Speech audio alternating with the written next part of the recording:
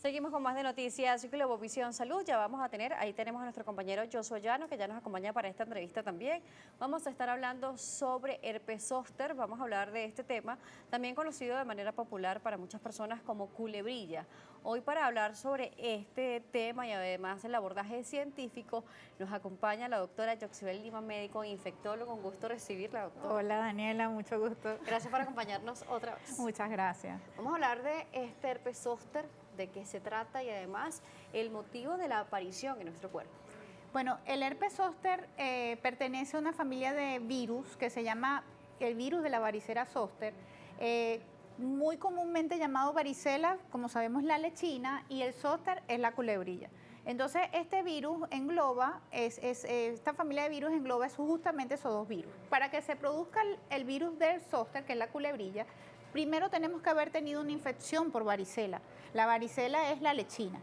Producida la lechina, ese virus queda dormido en los ganglios de una parte del sistema nervioso y latente, como se dice, dormido, y posteriormente a los años, cuando nuestro sistema inmunológico se disminuye y por la edad, que sabemos que una de las causas principales es la edad, a medida que nosotros vamos avanzando en edad, nuestro sistema inmunológico va defendiéndonos menos contra este tipo de infecciones y posterior a los 50 años puede ser muy frecuente presentar este tipo de infección, que es el virus de la varicela zóster o culebrilla, se despierta y justamente va a presentarse en el recorrido de ese nervio que es donde estaba dormido. Y es por eso que lo llaman culebrilla, porque puede presentarse en ese dermatoma, que es ese lugar de la piel donde recorre ese nervio y se presenta como un tipo de líneas con sarpullidos, ampollitas, que son las vesículas. Es muy doloroso. De hecho, una de las complicaciones más frecuentes del virus de la varicela zóster es la neuralgia posherpética, que es ese dolor quemante, Intenso. urente, que las personas y los pacientes pueden inclusive ser incapacitantes. En muchas ocasiones, cuando ese dolor puede ser tan incapacitante, que tenemos que hacer un bloqueo de ese nervio, que es dormir el nervio, para poder evitar y disminuir la presencia de ese dolor que puede ser muy incapacitante. Por supuesto. Usted nos habla sobre este virus, el origen, que tiene que ver con las varicelas. Muchas veces una persona puede decir, bueno, yo no tuve varicela de niño, pero puede ser que haya sido tan leve que no se hayan dado cuenta, pero el virus quedó allí latente y cualquier cosa lo puede detonar como bajar el sistema inmune, que puede ser por muchos motivos, por enfermedad, incluso por estrés, por estado anímico, porque sí, a veces subestimamos muchísimo cómo nos sentimos y puede ser el desencadenante de muchas patologías en nuestro cuerpo. Y la varicela o el herpes zóster es uno de los que se alimentan de ello, ¿no? Así es, Daniela, muy importante lo que acabas de decir. Hay muchos pacientes que llegan a la consulta con un herpes zóster y me pueden decir, pero es que yo nunca tuve varicela. Como bien lo dices, a veces la varicela pasa inadvertida contra otras infecciones de la infancia y no puede ser percibida como un virus de la lechina. Y por eso es que existen las vacunas. Es importante vacunar a los niños contra la varicela o la lechina para evitar esa infección inicial, que es la que posteriormente va a producir el virus de la varicela zóster o culebrilla. Claro, lo nombro porque, por ejemplo, a mí me sucedió algunos años. Justamente la doctora Yoxibel fue la doctora que me evaluó y me vio y me diagnosticó con el herpes zóster. Yo decía, es una alergia lo que yo tengo. Así es. Claro, porque, por ejemplo, yo soy una persona alérgica a las picadas de los zancudos. Yo decía, algo me picó y tengo un brote de picadas porque, por ejemplo, mi herpes zóster era de esos que aparecía como que no tan seguido, sino que me brincaban, lo que le llaman las abuelitas la culebrilla sapo, Así como es. le llaman. Entonces yo decía, no, es una alergia, eso es una alergia, y dejé pasar algunas semanas hasta que tuve un diagnóstico. Por eso es que es tan importante no automedicarse e ir al especialista. A mí me pasó, o sea, pensar que era totalmente una cosa diferente y resulta que estaba en la presencia de algo muy doloroso llamado herpes zóster o culebrilla.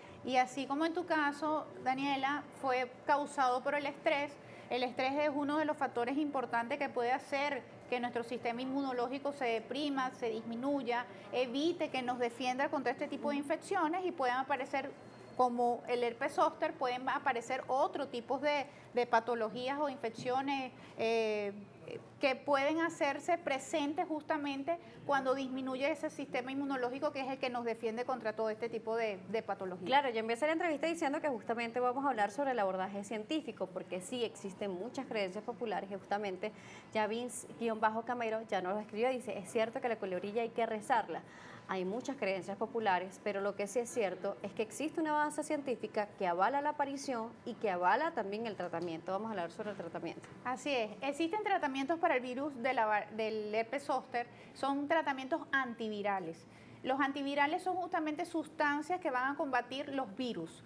Estos antivirales, el más frecuente es el aciclovir o se puede utilizar también el valaciclovir, que son medicamentos que justamente van a frenar o detener o impedir que ese virus vaya a evolucionar de una manera más tórpida o más florida, porque de hecho se puede hacer más complicado el virus de la varicela zóster porque justamente la culebrilla, famosamente llamada, puede tener sus complicaciones.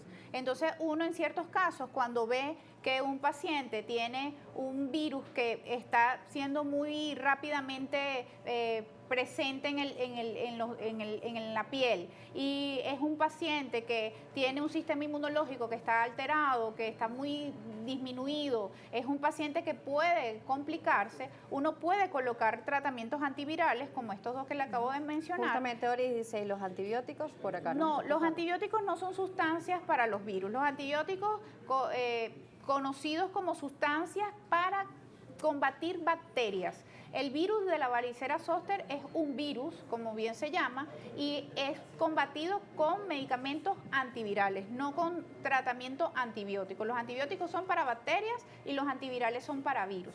Entonces, por eso son medicamentos totalmente distintos que van a tener una función distinta para ciertos patógenos que pueden reaccionar contra ellos. Si usted coloca un antibiótico... Ni tampoco antialérgicos, como me está diciendo Dori, que fue el caso que yo hice porque no me hizo nada. Así es. Porque los antialérgicos no va a tener ninguna función en este tipo de virus. Esto es un virus que va a estar localizado en una cierta zona y entonces se deben colocar antivirales para tratar de frenar y disminuir las complicaciones que se pueden dar por este tipo de virus. Por supuesto, doctora. Vamos a irnos a una pausa, regreso, vamos a seguir respondiendo las interrogantes, las preguntas de nuestra audiencia. La doctora Yoxibel Lima nos seguirá acompañando, médico infectólogo. Estamos hablando sobre el herpes zóster, también conocido como culebrilla. Así que esas preguntas son importantes. Recuerden, redes sociales, @salud_gb, @Daniela J. Salas. Volvemos. ¿Qué hacer ante la ola de calor? Usar protector solar. Especialistas recomiendan aplicarlo 15 minutos antes de salir de casa y reaplicarlo cada 2 o 3 horas.